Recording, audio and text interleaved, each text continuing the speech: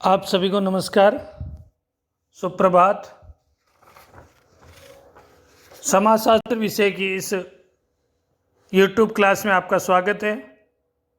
मैं घनश्याम सैनी, सहायक आचार्य समाजशास्त्र, श्री कल्याण राजकीय कन्या महाविद्यालय सीकर।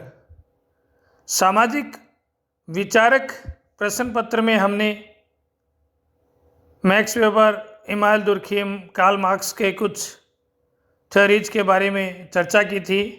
आज हम मैक्स वेबर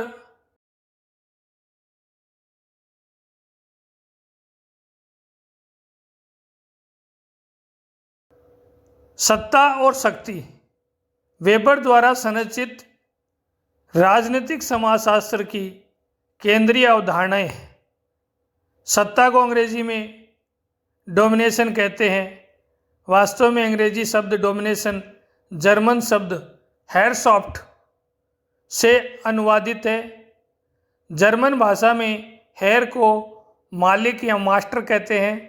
अंग्रेजी शब्द डोमिनेशन का मूल लैटिन शब्द डोमिनस है, जिसका मतलब होता है स्वामी, जिसके आदेश को उसका अधीनस्थ मानने को बाध्य है। वेबर ने सत्ता की व्यवस्था करते हुए कहा कि इसकी बुनियादी आधार कर्ता द्वारा दिया गया आदेश है।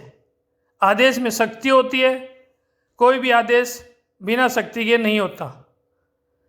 सत्ता में सामान्यतः एक तो स्वामी होता है और दूसरा उसका अधीनस्थ।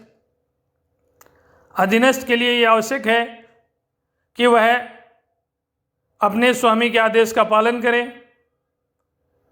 वेबर के अनुसार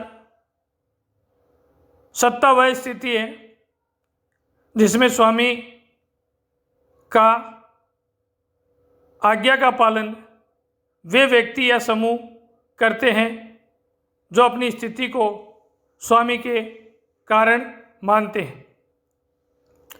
आगे वेबर कहते हैं, वेद शक्ति ही सत्ता है। Legitimate power is authority. इस प्रकार स्पष्ट है कि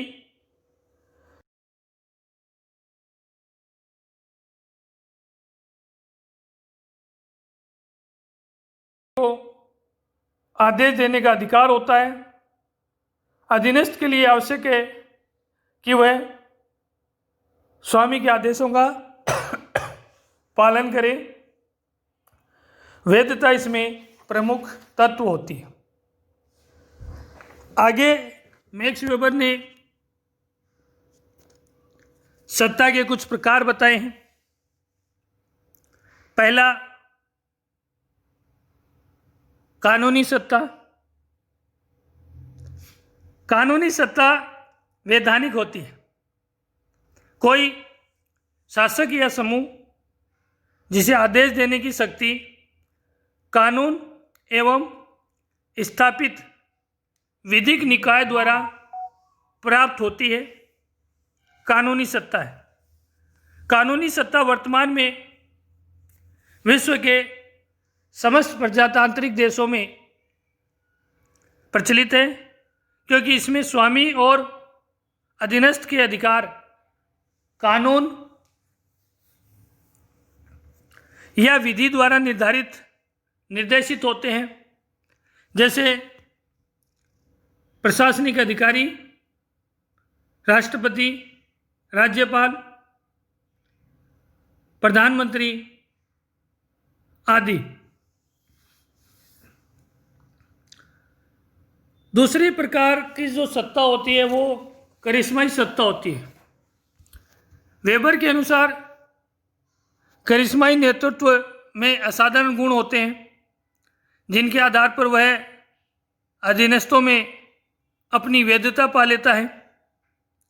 इस प्रकार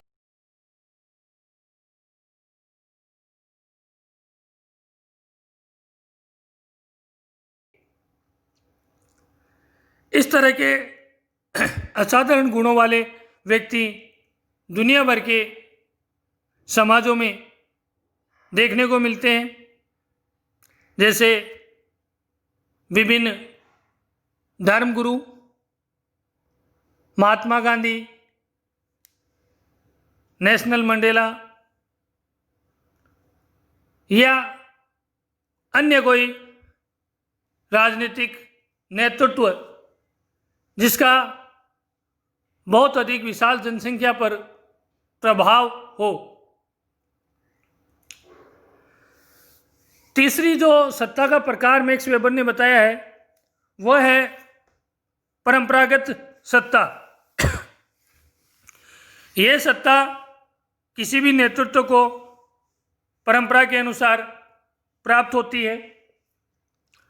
यह सत्ता उत्तराधिकार के नियमों द्वारा संचालित होती है और भारतीय समाज में जो सामंती व्यवस्था थी उसमें ऐसी सत्ता पाई गई थी, जैसे मुखिया का बेटा मुखिया, राजा का बेटा राजा आदि। प्राचीन जो राजतंत्र थे उसमें ऐसी सत्ता पाई जाती थी। मैक्स वेबर कहता है कि सत्ता में बने रहने के लिए निम्न तत्वों का होना भी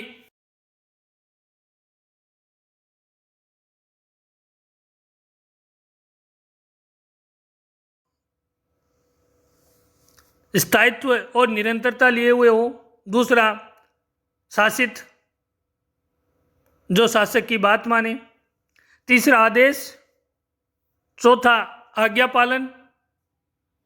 और पांचवा, शासितों की स्वीकृति। शासक की सत्ता का अस्तित्व इस तथ्य पर आधारित होता है कि शासितों ने उस शासक की आज्ञा को स्वीकार किया है या नहीं, और स्वीकार करने के बाद